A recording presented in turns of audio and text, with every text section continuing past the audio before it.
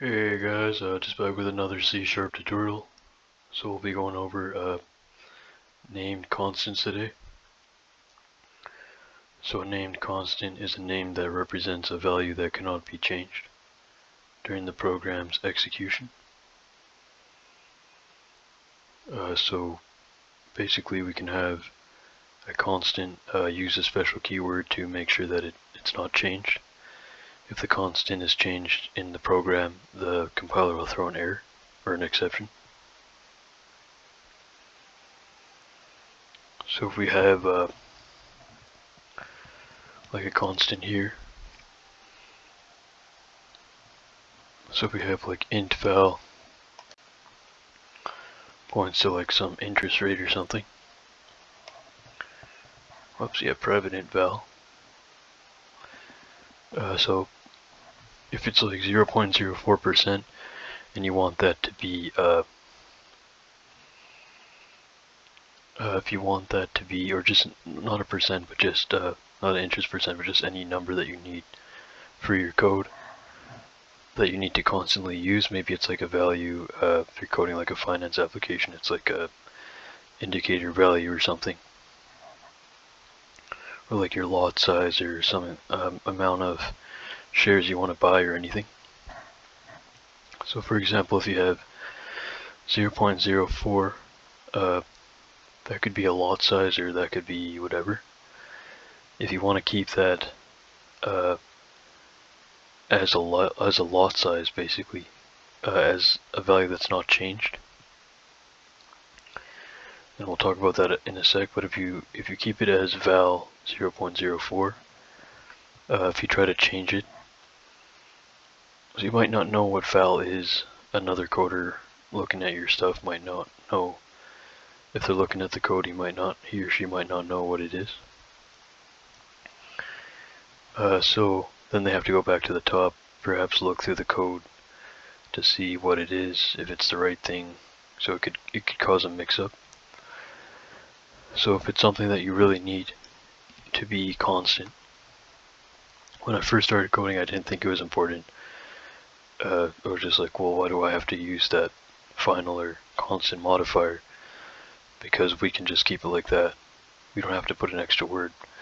But the point is that if it's in the middle, if it's on like tens of thousands of lines or more, and you have that value all the time, you're not sure if it's just the same value or it could be a different value. Or it could be, you could actually use the value 0.04 itself at times, or you could use like as a parameter.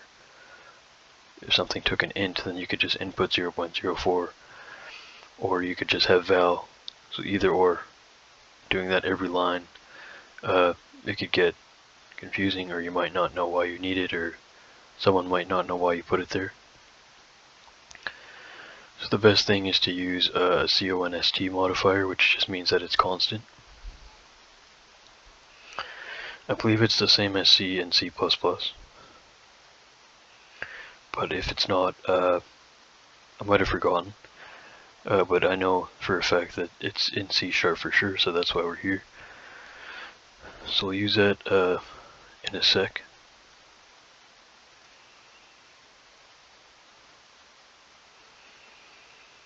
So if we have, so let's just look at some other stuff then. Okay, so let's just talk about notes, what I have notes here from the doc. So what do they say? They say that the problem with this here, that we just defined, if we're trying to use it, we're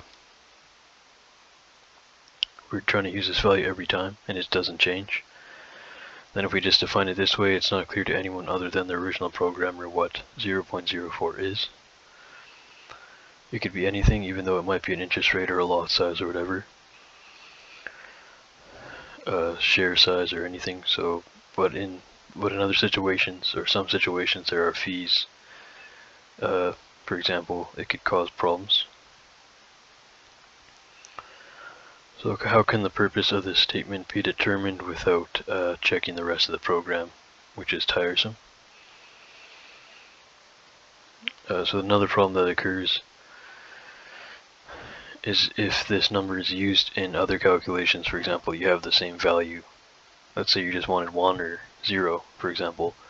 Well, you might use 1 or 0 in another.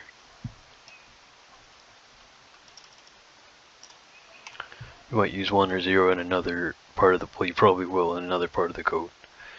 That could cause a mix-up too. Basically what I said already. What if the rate changes? Oh, okay, this is basically the third reason. I guess it's the second one. Second or third reason. That, basically, what if the interest rate changes or you want to change the lot size? Well, do you really want to go through tens of thousands of lines of code and change them line by line? Probably not. That would just be a waste of time. So, that being said, the best thing to do to save time and the most efficient way is to just use the constant keyword. That way it saves everyone the problem. If you're working on a team or something, or if you have other people looking at the software, or you trying to modify the software down the road, then it'll help you. You'll get used to that. You'll notice that, oh well, I could have just named it constant later on.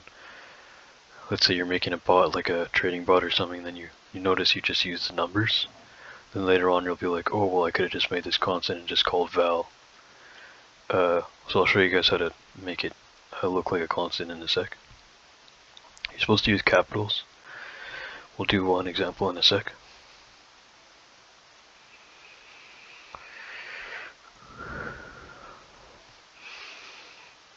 So both of these problems can be fixed by using named constants.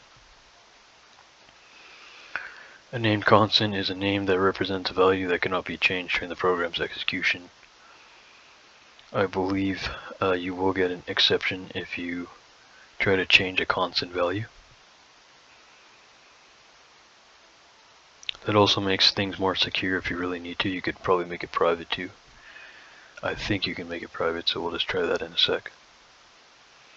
Actually, we'll do that right now, so let's just say we want an int.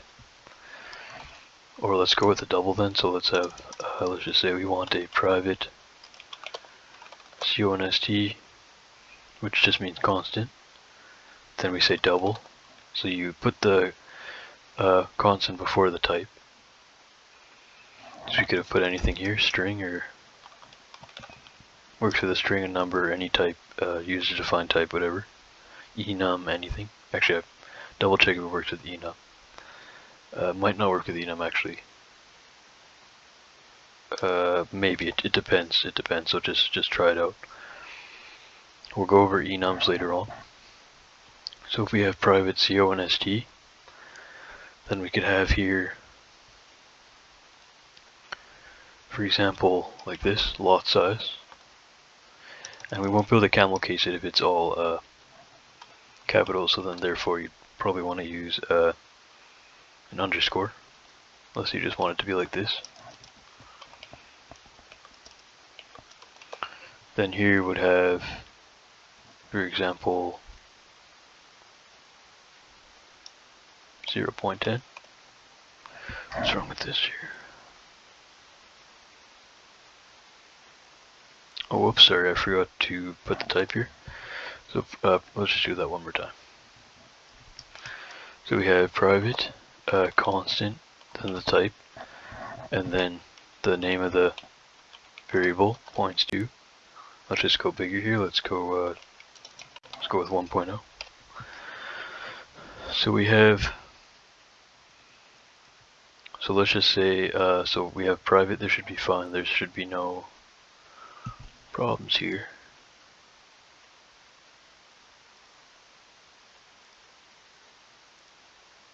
Okay, what did I mess up? Whoops, yeah, I did mess up something. One more time for that. Third time's the charm, sorry.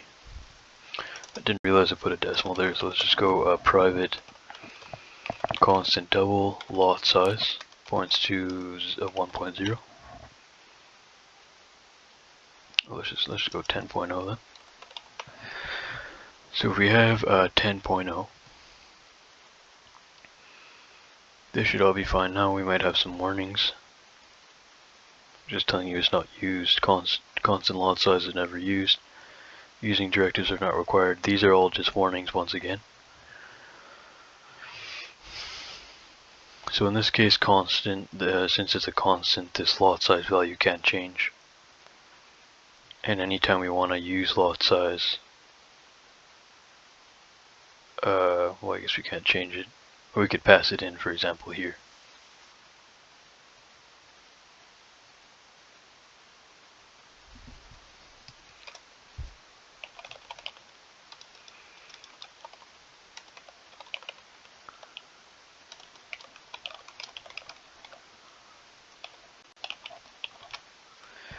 We could try that. So we could just print it out to the console. We have some extra stuff here. So because I didn't realize I was using the last video's lab solution. But I'm not sure if we've gone over this. It's more so it's not used that much in .net. But console.writeLine should just write to the console, I think, in here in the run area. But then in this case, it would just print out the lot size, which would just be 10, the value 10.0. So the capitalization is just kind of the formal way in programming to write constants. It just depends on what your professor wants, or whatever, your employer or anything. So in this case, that's usually the standard notation, just to make constants capital. But it depends on the programmer as well. You don't have to do that. It's just kind of what's just common. You don't have to. It's not going to throw an error if we make this lowercase. But it does help you if you're reading like thousands or more, 10,000s of lines of code faster. Like if you're just scrolling through like this and just say, okay, well, I see a capital there quickly, then it must be a constant. So if I just go through this really quick and then I'm looking for, let's just say you're looking for where the constant is defined, you'll be like, okay, well, lot size is defined there, that must be using the constant lot size. Okay, so it's not used here, I don't see any capitals. You don't have to actually take the time to read everything to see if it's in there. So it does help. Okay, so let's just move on to the next example.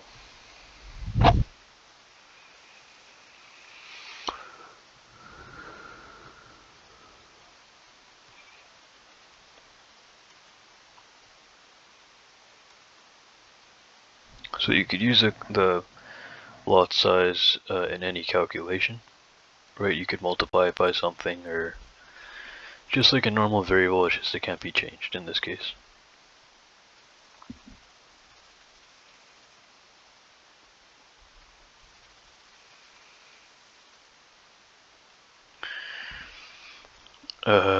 Alright, so let's move on to the next part.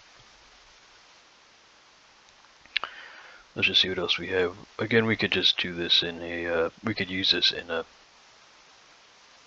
any calculation.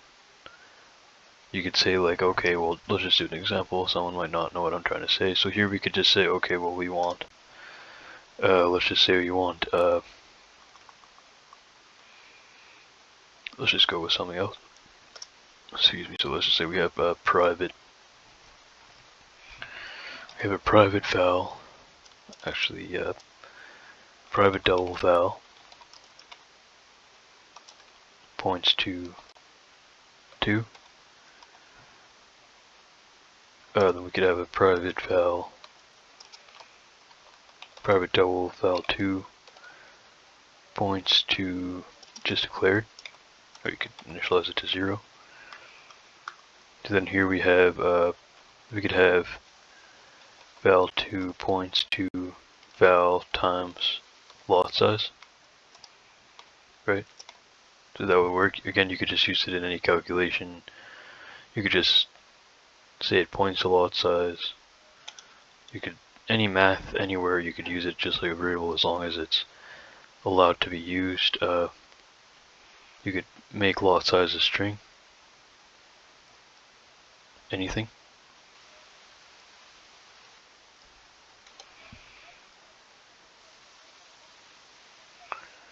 Alright, so let's continue on.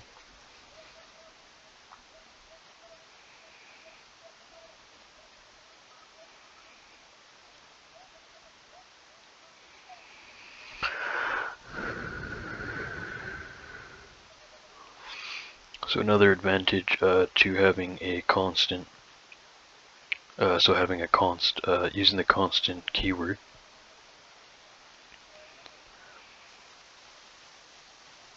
is that if you want to just change, for example, later on, I think we already mentioned this, we could change lot size at the top and that'll change everything for the whole code.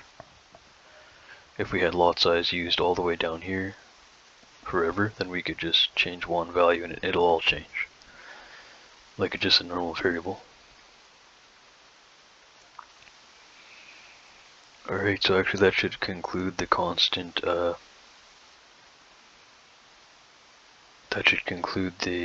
constant keyword.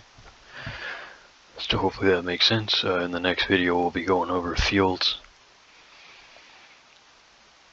So thanks for watching, guys. If you guys like the tutorial, you guys can like the video and subscribe to the channel for more programming and investing tutorials if you'd like to support the channel. So I'll see you guys in the next one. Take care.